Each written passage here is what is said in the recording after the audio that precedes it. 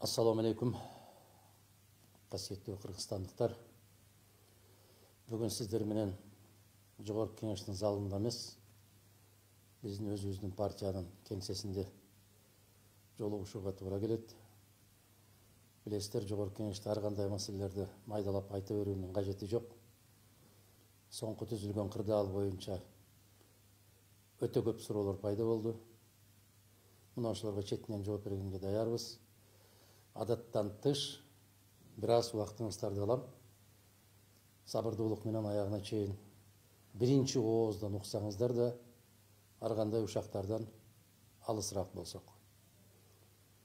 Биринчи кезекте ушул бүтүн Кыргызстан саясий партиясынын тегерегинде түзүлгөн ар кандай кырдаалдарга кайдыгер карабай өз үнүңүздөрдү кошуп, каалоо тилектериңиздерди, колдоолоруңуздарды билдирип турган 100 миңдеген биздин кайдыгер эмес жарандарыбызга чын дилимден ыраазычылык билдирип, жараткан ар бирибиздин тилегибизди берип, Кыргызстандын келечеги кең болуп, жаркыраган, өзгөлөргө тең болгон, өз алдынча өлкө бойдон калышыбызды Аллах маңдайыбызга буйруган болсун.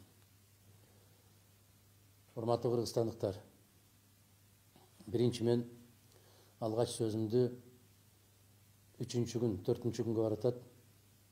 Биздин керемет актив жигиттерибиздин бири Мирлан Ураимовдун кармалышы боюнча сөз кылгым келип турат.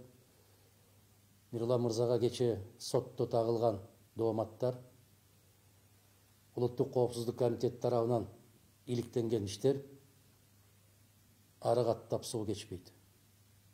Мирлан мырза абдан маданияттуу, сабаттуу, Россиянын Москва шаарында көптөгөн жылдар бою биздин жердештерибиздин, мекендештерибиздин укуктук талаасында укуктарын талашып, юрист катарында белгилүү болгон инсан. Ага доoma тартып коюп аткан иштин бүт баары ойдон чыгарылган сөз. Себеп Мирлан мырза жөнөкөй эле мындай бир бийликти кулатуу жөнүндө сөз чыгарып эмес, жанында жүргөн досторуна да, агасы болобу, иниси болобу, ушунча жылдан бери бир да жолу көргөн жокмун, жок дегенде үнүн чыгарып койгон. Мирландын дарегине адилетсиз сөздөр айтылган кезде дагы унчукпай башын ийкеп туруп кетчү кыргыз жигитине таандык болгон мыкты сапаттар бар. Бул жигит сабаттуулугу жагынан да, маданияттуулугу жагынан да башкаларга үлгү болчу жигит. Качан кааласа, качан карабаңыз, сүйлөсө ошол мыйзамдуулуктун, конституциянын алкагында жана тегерегинде деген маселелерди көтөрөт. Маданияттуулук, адамгерчилик, тазалык жана чындык деген улуу түшүнүктөрдүн тегерегинде жүргөн азамат. Мирландын бир гана айыбы бар. Ал айып мына ошол өткөн жылкы Баткен коогалагындагы болгон окуялардын чыныгы, себептери кайда экендигини элге кенен кесир айткандыгы. Күйүп бүткөн ар бир үйгө өз желкесине көтөрүп, муздаткычтарды көтөрүп барып үйүнө киргизгендигинде. Мына ошол жерде кандайдыр бир туура эмес курулуп аткан курулуштарды, сапатсыз бүтүп аткан үйлөрдүн болгонун болгондой кылып, ашкере кылып айтып койгондугунда. Экинчиден, Кара Суу районундагы Ынтымак айылынын тегерегиндеги болуп аткан ызы чууда ошол жерде дагы элдин алдында өзүнүн нукура, атуулдук, жигиттик позициясын так ачык билдиргендигинде турат. Кемпирабадтын тегерегиндеги болгон ызы чууну дагы мына ошол Мирлан мырзага окшогон бир топ азаматтар тагдырын чечип, элге бүтүндөй туура маалыматты жеткирип, чындык кайсы тарапта экендигин көрсөтүп койгондугунда. Бул сөзсүз бийликке жаккан эмес. Шашпай тур деп тиш кайрагандар четинен чыгып калган. Жогорку кеңеште бир депутат айткандай, жалгыз Мирлан Ураимов 1,5 миң киши иштеген КТРди басып салды го. Биз тан беришибиз керек, чындык ал жигит тарабында экен деп айтканы бүгүнкү күнгө чейин актуалдуулугун жоготкон жок. Мирлан мырза бир топ күндөр башта Агай көптөн бери артымдан бир машина аңдып жүрөт. Мен алардын сүрөттөрүн да тартып алдым. Бирок ушинтип мени коркутам деп ойлошот.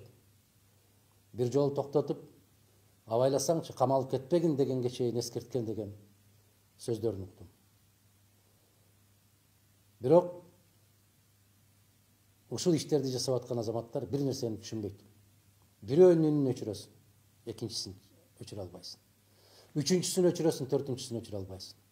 Эсиңе кел, абайла. Мен өзүмдүн жаш кезимди элестетем. Мына ушундай болуп, кыргыз тагдыры, кыргыз жери четинен кемтилип бараткан кезде биз депутаттар Ишенбай Кадырбеков, Исмаил Исаков болуп, үзөңгү кугуш кеткени калды деп, нарынга барганда ошол жактагы элдин баары журт бузарлар, эл бузарлар келди. Аскар Акаевичке каршы иштегендер келди. Аскар Акаевичти жайына койгула деп бизди киргизбей, машинабыздын алдын тороп алып, айтпаган сөздөрдү айтышып, артка салган эсибизде. Мына ошондо биз эл бузар болгон экенбиз. Менин кулагымда ушул күнгө чейин жаңырат. Барып өзүңөрдүн жериңерди коргой бергиле, биздин жерге аралашпагыла деген кыйкырыктар болгон. Кийинчерээк ушуну уюштурган бир азамат парламентке депутат болуп келди. Ал кезде ошол райондун акимине. Бүгүн ошол иштер маданиятсызыраак, кополураак, каттуураак, мыйзамсызыраак уланып келатат. Мына ошол кездеки элибиз, жерибиз бүтүн болсун деп кыйкырып чыккан азаматтардын баарын эл бузар деген атка кондурган. Мына ошол эл бузарлардын бири азыр алдыңыздарда отурат. Ош шаарында жыйын өткөрүп алып, өтө каттуу кыйкырыктар болгон. Абсамат Масалиев менен Адахан Мадумаров деле камап койсоңуз, эл тынчыйт деген жыйындарды өткөрүшкөн. Тарых көрсөттү баарын. Сталин айткандай, тарыхтын улуу шамалы учурчуларын учуруп, ар биринин өзүнүн ордуна коюп атат. Дагы да коет. Кече Мирлан мырзанын соту болуп аткандагы окуяларды карап отуруп, мен сотуна баргым келди, бирок билесиздер, мен өзүмдүн ишимди карап жогорку кеңеште кармалып калдык. Эки тараптан эки жактоочу адвокаттарыбыз суроолорду берип атат, угуп койгон же соту жок, же тергөөчүсү жок. Сот Улуттук коопсуздук комитети тарабынан даярдалган кагазды окуп бергенге гана жарады. Башка чечим чыгара алган жок, чыгарылышы мүмкүн да эмес эле. Себеп Кыргызстанда мыйзамдуулук деген түшүнүк бир канча убакыттан бери артта калган. Мен чечем, мен билем деген түшүнүк менен жашап калганбыз. Өтө кайгылуу окуя. Муну Абдыкадыр Орозбеков деген кыргыздын бир чыгаан инсанынын тарыхы жөнүндө кичинекей бир китепче. Мындан 2 жыл башта Кадамжай районунда болгонумда Билалидин Кудайбердиев деген аксакал менин колума карматты эле. А киши ойлосо керек, ушул китептерди окубай жүрсө керек. Мен студент кездеки дипломдук ишим ушул Абдыкадыр Орозбеков, могу сүрөт илинип турган Жусуп Абдурахманов, Баял Исакеев, Абдыкерим Сыдыковтар жөнүндө болгон. Биз булардын тарыхын аябай жакшы билебиз. Мына ошол жылдардын биринде бул жерде жазып атат. Суроолорду берет эле, жоопту укпайт эле. Себеп жооптордун баары даяр болгон, басылып коюлган, кол кой деп. Итке да көрсөтпөгөн кордуктардын баарын көрсөткөн деп. Мына ошол окуялар эч кылдай кыйшайбай, андан да арамыраак жолдор менен бүгүн 21-кылымдын 22 жылында кайрадан кыргыздын башына келип түшөт. Кайрадан ушул биздин көз алдыбызда турат. Жактоочулардын бир да суроосуна жооп алган жок сот. Эгер ушундай болгон болсо, жактоочунун не кажети бар?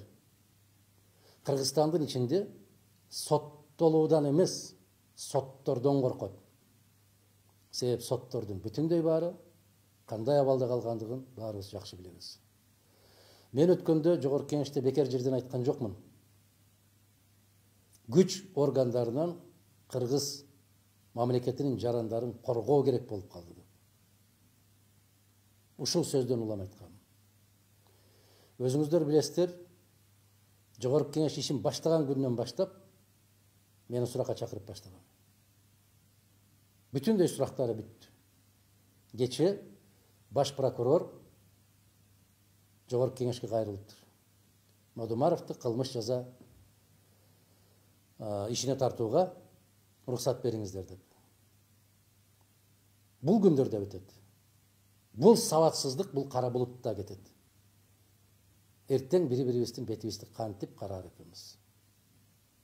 Бар өзүнүн ордуна келет. Бизди андай жолдор менен коркута да албайсыздар. Биздин бараткан ак жолубуздан тайдыра да албайсыздар.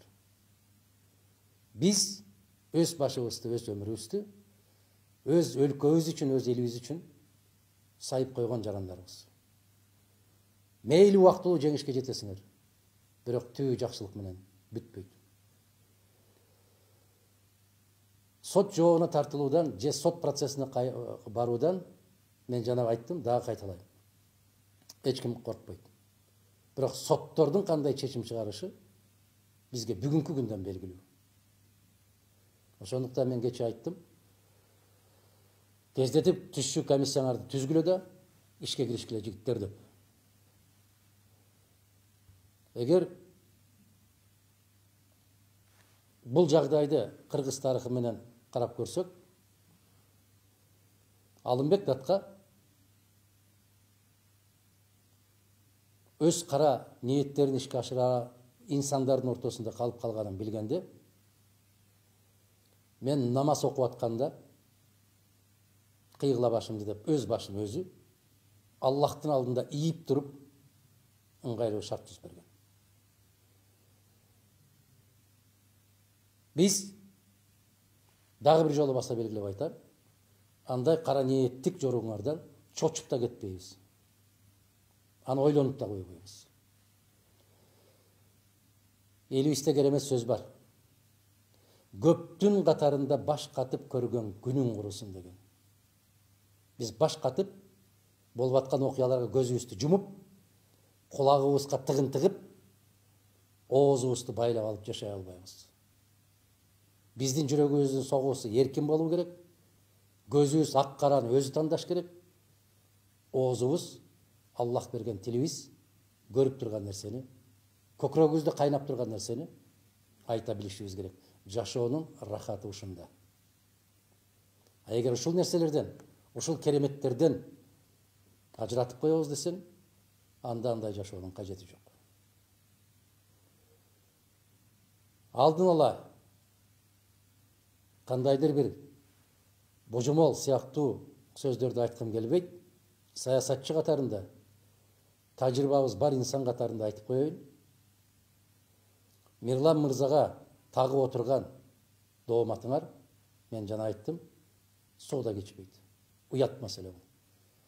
Бул өтө уят маселе. Эгерде ошол блогерлердин оозун тыябыз десеңер, оозунан агыт кирип карыйт чыгып аткан азаматтарга эмне көңүл бурбайсыңар? Оодарып эмес, керек болсо кээ бир инсандардын башын талкалап кетиш керек, үйлөрүн барып өрттөө керек деген жигиттерге эмне үчүн көңүл бурбайсыңар? Же алардын кожоюну өзүңөрсүңөрбү? Алар силердин буйрутмаңарды аткарып атабы? Ар бир киши башка кишини өзүнүн көзү менен карайт экен. Бүтүн Кыргызстан партиясы эч качан эч кимди эч кандай акчага да кызыкчылыкка да жалдап албайт. Эгер силер жалдап алып атсаңар, кээде жазууларыңардан көрүп калып атам, ушулуңарды тыйып койбойсуңар деп. Ар бир жаран өзүнүн пикирин ачык билдирүүгө укуктуу. Бул биздин баш мыйзамдын эң негизги принциптеринин бири. Баш мыйзамыңдан 1000 эсе жогору турган, жараткандын китеби болгон Кур'анда дагы ушундай айтылат. Ар бир инсан өз пикиринде, өз баскан жолунда эркин. Бир гана заттын алдында баш ийет, ал да болсо жараткандын өзү. Чындыктын, шариаттын, адилеттүүлүктүн гана алдында баш ийет. Урматтуу кыргызстандыктар, мына ошол сөздөрдү биз жогорку кеңеште айтышыбыз керек эле. Бирок ал жерде регламент мүмкүнчүлүк бербейт. Убакыт чектелүү.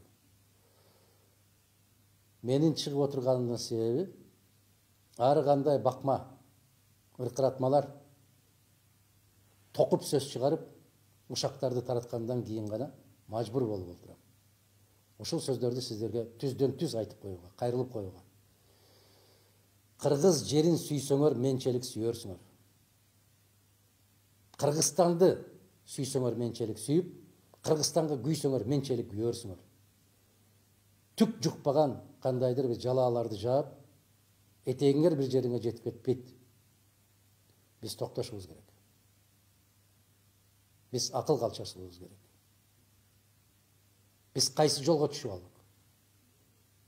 Мунун түбү жакшылыкка алып барбайт. Кезинде кайсы президент келбесин, дал ушул азыркы тагылып аткан жарлыктарды тагып келген. Бирок азыркылар коюп аткан чалык күнөөнү эч ким кое алган эмес. Себеп бул менимче шайтандын өзү да чалкасынан кеткен болсо керек. Кыргызстанга кыянатчылык кылды деген жала жабыш бул адамгерчиликсиздин туу чокусуна чыккан жери. Мен дагы бир жолу айтам. Ушул жаланы жабаардан башта кай жериңер менен ойлонуңар.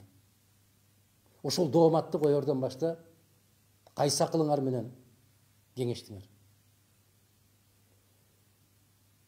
Эч нерсе айтсаңар, мындай бир чындыкка жарашпай калды. Уурдап алды десеңер ишенбейт. Башка бир нерсе жасады десеңер ишенбейт. Менчиктештирип алды десеңер ишенбейт. Кандайдыр бир мекеме ишканаларды басып алды десе эч ким ишенбейт. Эмне болду? Абада калкып жүргөн, көзгө көрүнбөгөн нерсени айтуу керек. Бул мамлекетке чыккынчылык кылуу деген. Муну ар кандай кылып чойсоң болот. Себеп фашизмдин идеологторунун бири Геббельс айткандай, жалган канчалык фантастикалуу болсо, ага ишенүү ошончолук жеңил болот деген принципти көздөп атасыздар. Экинчи принцип, ошол эле Геббельстин айтканы бар.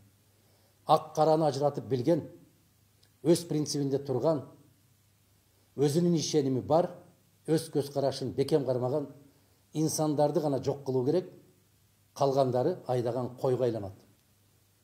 Башкаруу жеңил болот деп. Мына ошол фашизмдин негизги идеологиясы ушул болгон. Бирок аягы келип, эмне менен бүткөнүн тарыхтан жакшы билебиз. Кудай кааласа, дагы бир топ чындыктардын бети ачылар күндөр жакындап келатат. Мен дагы бир жолу айтам, эч качан кагылышууга, араздашууга, кандайдыр бир тополоңдорго чакырган партия эмеспиз. Дайым ыймандуулукка, маданияттуулукка, мыйзамдуулукка чакырган партиябыз.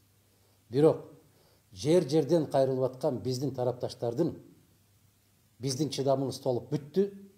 Булар мыйзамдуулукту карабайт, маданияттуулуктан сыртта адамгерчиликти дагы унуткан, бизге дагы өзүбүзчө аракет кылганга уруксат бериңиз деп кайрылып аткан азаматтарга кайрылып айтам. Мындан ары карай кандай салам болсо, ошондой алик алалы. Кандай мамиле болсо, ошого жараша мамиле кылалы. Себеп мыйзамсыздык гүлдөп турган жерде мыйзам жөнүндө сөз кылуунун өзү келеси олук болуп калат экен. Үмүтүм бар. Кыргызстанда бардык эле адам маңкурт болуп, кечекисин унутуп калган эмес. Касиеттүү калкпыз.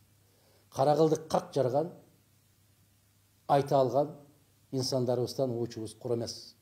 Эртеби кечпи алар да өз пикирин билдирет деген үмүттөмүн. Биздин тагдыр буюрса кандай жазса ошондой болуп чечилет. Бирок ыркыратып Мирлан мырзанын үстүнөн кандайдыр бир адамдарды салып, анын үй бүлөсүн, бала чакасын, кичинекей жаш балдарын коркутканыңарды токтоткула да, мыйзамдын негизинде дагы бир жолу кайрылам. Маселени чечкенге аракет кылыңыздар. Биз өзүбүздүн колубуздан келген аракеттин баарын жасайбыз. Андан шек санабаңыздар. Жалгыз гана Мирлан Ыбрайымовдун эмес, адилетсиз жапа чегип аткан ар бир кыргызстандыктын таламын коргош бүтүн Кыргызстандын ыйык милдети. Биз бул жолубуздан кайтпайбыз. Мына бир ай болду иштегенибизге бизге миңдеген каттар келип түштү. Кудай кааласа, ар бириңиздердин чындыгыңыздарды өзүңүздөрдүн колуңуздарга кайтарып бергенге аракетти жасайбыз. Мына соңку мезгилде 3 азаматты, Курсан Асановду, Жеңиш Молдахматовду, Бакыт Калмаматовду чыгарып койгону да жөн жерден эмес. Аларды чыгарып, бираз элди алаксытып туруп, эми башка партиясын киргизели деген арам оюңарды абайлагыла. Бул эскертүү болду. Жакшылык кабарлар менен кабарлашканды насип кылсын. Келечегибиз кең, мамлекетибиз бүтүн, асманыбыз ачык, дасторконубуз берекелүү болсун.